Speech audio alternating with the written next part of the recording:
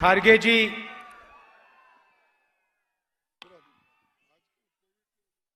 केसी वेणुगोपाल जी, रेवंत रेड्डी जी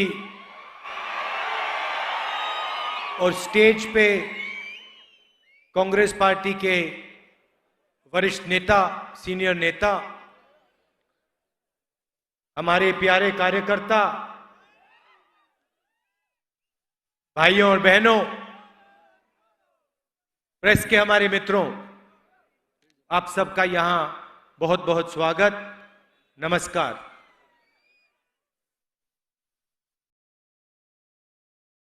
कुछ महीने पहले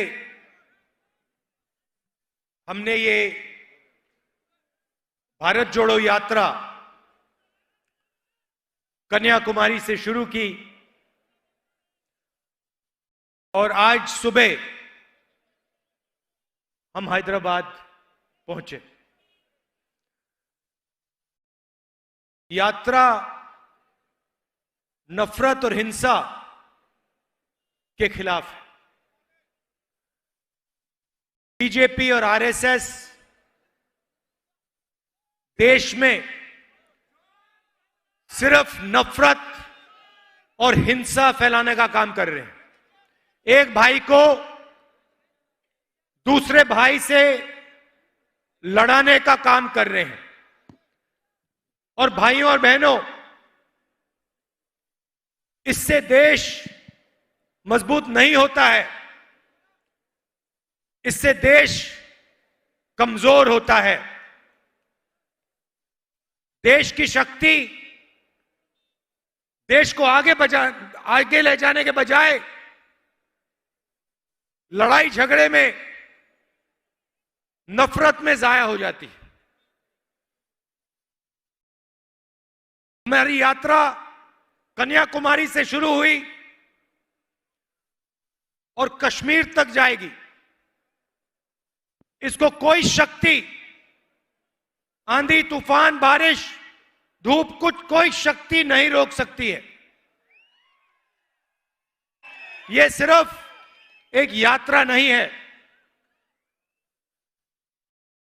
यह हिंदुस्तान की सच्ची आवाज है। आप देखिए, यात्रा में आपको नफरत नहीं दिखाई देगी, मारपीट झगड़ा नहीं हो रहा है, एक भाई दूसरे को गाली नहीं दे रहा है, किसी की पिटाई नहीं हो रही। प्यार से नदी जैसे लाखों लोग एक साथ चल रहे हैं। सब धर्म के लोग हैं, हर जात के लोग हैं, बुजुर्ग लोग हैं, युवा हैं, माताएं हैं, बहनें हैं, सब एक साथ चल रहे हैं। धक्का लगता है, कोई गिर जाता है, एकदम एक सेकंड में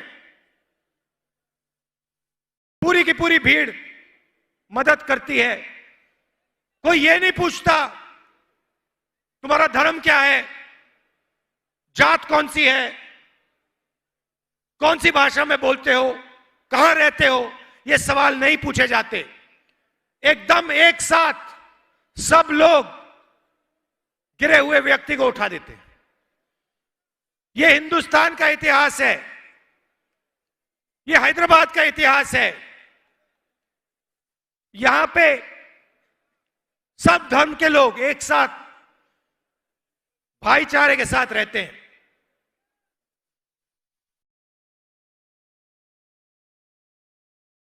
यह आपकी सच्चाई है। 2-3 शिकायतें हैं। मैंने सोचा था कि देश में सबसे ज्यादा पोल्यूशन दिल्ली में है। पता लगा कि हैदराबाद नंबर एक नंबर पे है।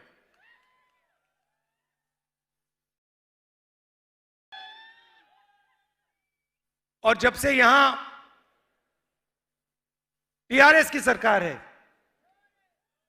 तो यहां पे अब देखिए, सड़कों पे चले हैं,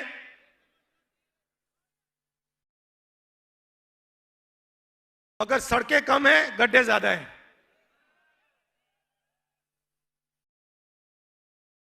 तो आपका जो इंफ्रास्ट्रक्चर है, जो होना चाहिए, वो नहीं है। खारगे जी ने कहा पार्लियामेंट में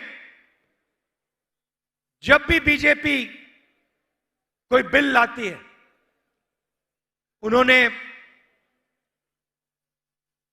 तीन किसान, काले किसान वाले कानूनों की बात की, मगर जब भी लोकसभा में, राज्यसभा में बिल आता है, टीआरएस बीजेपी का एकदम समर्थन कर देती है। और अगर विपक्ष कोई मुद्दा उठा रहा है,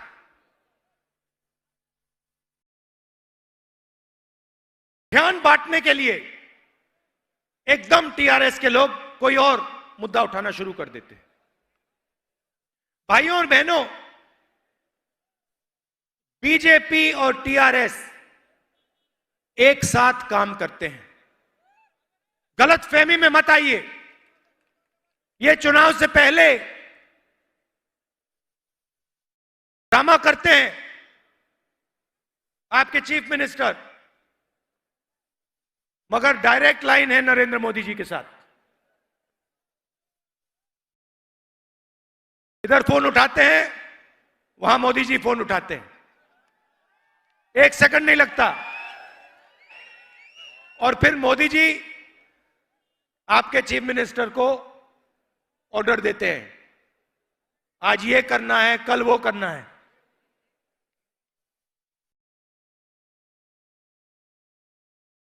मैं अब महीनों से चल रहा हूं तेलंगाना में, कितने 7-8 दिन हो गए, 7 दिन हो गए, किसानों से मिल रहा हूं, मजदूरों से बात हो रही है, युवाओं से बात हो रही है। 7-8 घंटे चलते हैं, 6 बजे शुरू करते हैं और जैसे अभी आपने देखा 7 बज जाते हैं। पूरा दिन हम तेलंगाना के लोगों की आवाज सुनते हैं। हम कुछ कहते नहीं, भाषण नहीं देते। कांग्रेस के सब नेता एक साथ जनता की आवाज सुनते हैं, दिन भर सुनते हैं। और 6-7 घंटे बाद हम 15-20 मिनट अपनी बात रखते हैं। किसानों से बात करो, सीधा किसान, तेलंगाना का किसान आपको कहता है, हमें कहता है कि किसान कितना भी काम कर ले, खेत में से उसको प्रॉफिट नहीं मिल सकता। यह सच्चाई है। 24 घंटा काम कर ले, उसके खेत से उसको प्रॉफिट नहीं मिल सकता। तेलंगाना की सरकार और बीजेपी की सरकार किसानों की कोई मदद नहीं करती, एमएसपी नहीं दिलवाती, कर्जा माफ नहीं करती, उल्टा 3 काले कानून लाई और जो किसानों का है उसको किसानों से छीनने की कोशिश करी। युवाओं से बात करो, पहला सवाल मैं पूछता हूं, पढ़ाई क्या की? कोई एमबीए करता है, कोई इंजीनियरिंग करता है, कोई एमबीबीएस पढ़ता है और फिर पूछो अच्छा रोजगार मिला या रोजगार मिलने जा रहा है, सबके सब कहते हैं नहीं, रोजगार नहीं मिल सकता। तेलंगाना में, हिंदुस्तान में रोजगार नहीं मिल सकता। इंजीनियर से बात करो, कहते हैं, उनसे पूछो भैया करते क्या हो, तुमने इंजीनियरिंग डिग्री की, मैकेनिकल इंजीनियरिंग की, सॉफ्टवेयर इंजीनियरिंग की, सिविल इंजीनियरिंग की, करते क्या हो? हम तो डिलीवरी का काम करते हैं, पिज्जा डिलीवरी का काम करते हैं, स्विगी का काम करते हैं, मगर इंजीनियरिंग नहीं कर पाते। जो हमने सपना देखा था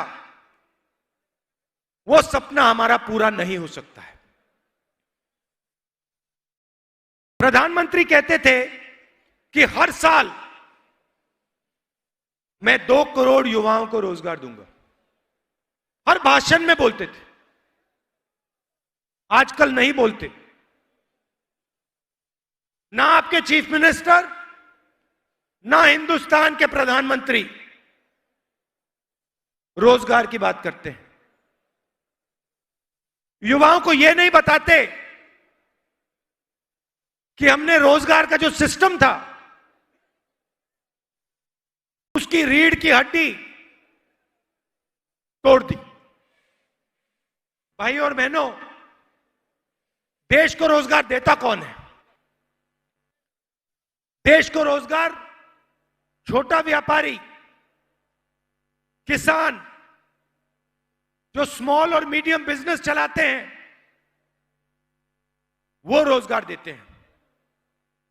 नरेंद्र मोदी जी ने नोटबंदी करके, गलत जीएसटी लागू करके और कोविड के समय जो इनकी मदद नहीं की, इन 3 चीजों के कारण जो स्मॉल और मीडियम बिजनेसेस हैं, छोटे व्यापारी हैं, दुकानदार हैं, इन सब की रीढ़ की हड्डी बिजनेस खत्म हो गया है। ये रोजगार नहीं दे पाते हैं। सरकार चुने हुए लोगों के लिए काम करती है। दिल्ली में नरेंद्र मोदी जी के 2-3 मित्र हैं, नाम आप जानते हो।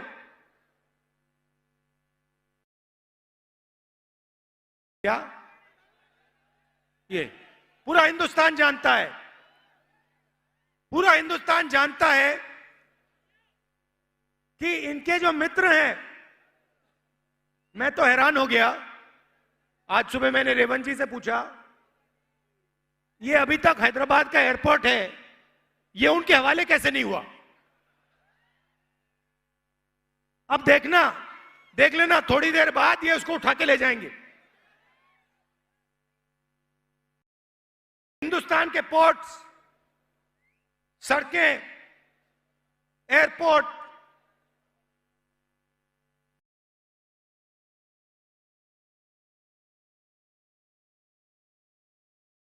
टेलीकॉम्स, एलआईसी, ये पूरा का पूरा जो देश की पूंजी है, ये सब की सब नरेंद्र मोदी अपने 2-3 मित्रों को पकड़ा रहे हैं। और इधर इनका एक तरफ धरनी पोर्टल है, रात को देखते हैं भैया कहां किसकी जमीन गई, कितनी जमीन मिली मुझे, कहां कहां से केसीआर जी ने जमीन हड़पी, रात को वो देखते हैं। सुबह उठते हैं और इंफ्रास्ट्रक्चर के जो प्रोजेक्ट्स हैं, सिंचाई के जो प्रोजेक्ट्स हैं, उनमें से पैसा हड़पने का काम करते हैं।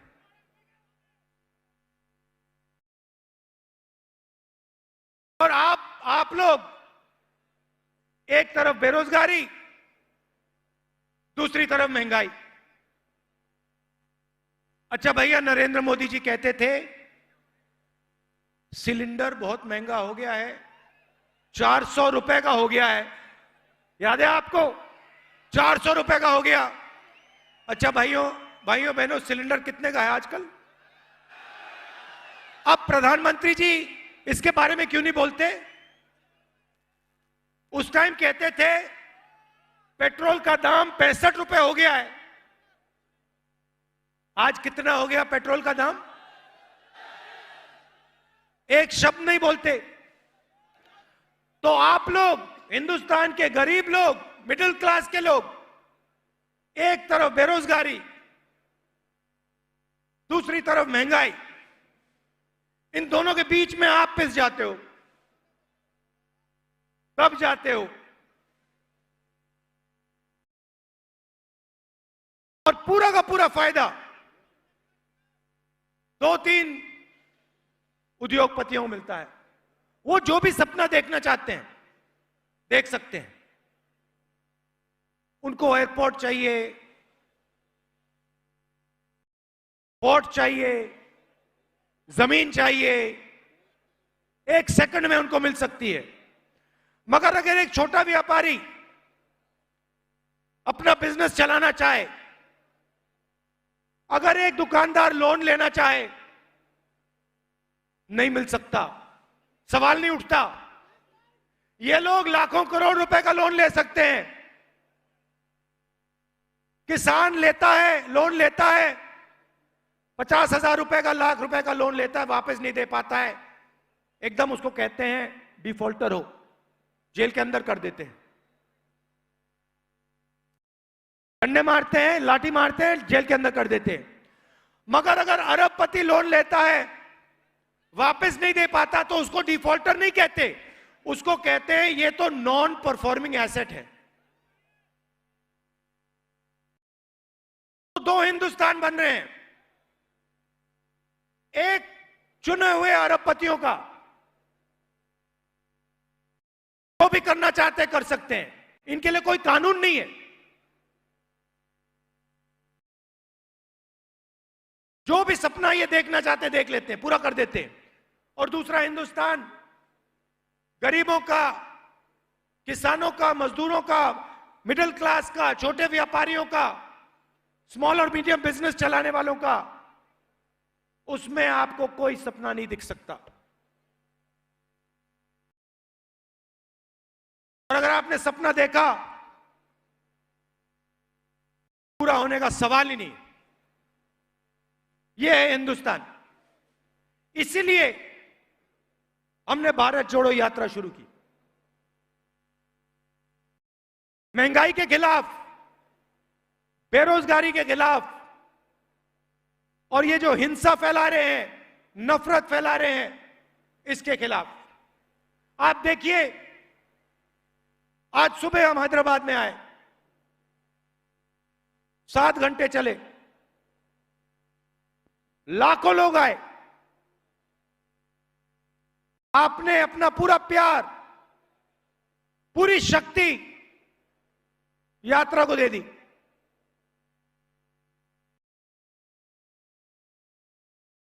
आमतौर से क्या होता है, व्यक्ति सुबह उठता है, थकान नहीं होती, 6-7 घंटे बाद चलने के बाद थकान लगती है। आप किसी भी यात्री से पूछ लीजिए, मुझसे मत पूछिए, आप किसी भी यात्री से पूछ लीजिए और वो आपको बताएगा शाम को जो हम कदम लेते हैं उसमें सुबह वाले कदम से कम थकान होती है। अजीब सी बात है, किसी भी यात्री को थकान नहीं हो रही है।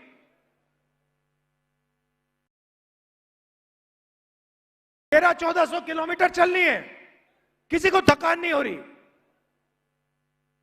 सुबह 6 बजे उठते हैं, 7-8 घंटे चलते हैं, अगले दिन उठते हैं, फिर चलते हैं। इसका कारण है भाइयों और बहनों, हम अपनी शक्ति का प्रयोग नहीं कर रहे हैं, हम आपकी शक्ति का प्रयोग कर रहे हैं। आप हमारे को अपनी शक्ति दे रहे हो, आप हमारे को अपना प्यार दे रहे हो, अपना भरोसा दे रहे हो। इसके लिए मैं आपको दिल से धन्यवाद करना चाहता हूं। और हैदराबाद जो इंफॉर्मेशन टेक्नोलॉजी का सेंटर है, जिसने पूरे देश का नाम रोशन किया है पूरी दुनिया में, हैदराबाद को मैं दिल से धन्यवाद करना चाहता हूं। और याद दिलाना चाहता हूं आपको कि अगर आप इंफॉर्मेशन टेक्नोलॉजी के सेंटर रहना चाहते हो, अगर आप आगे बढ़ना चाहते हो, तो हिंसा के साथ, नफरत के साथ आप आगे नहीं बढ़ सकते हो। सवाल नहीं उठता। प्यार और भाईचारे के साथ ये प्रदेश और ये हैदराबाद आगे बढ़ेगा। ये आपका इतिहास है, ये आपकी हिस्ट्री है, ये आपका कल्चर है, ये आपका डीएनए है। इसके लिए मैं आपको दिल से धन्यवाद करता हूं। बहुत बहुत बहुत बहुत धन्यवाद। नमस्कार। जय हिंद। भाइयों और बहनों, आज हम राहुल गांधी जी को मुबारकबाद देते हैं, उनका धन्यवाद करते हैं, उनका शुक्रिया अदा करते हैं और साथ ही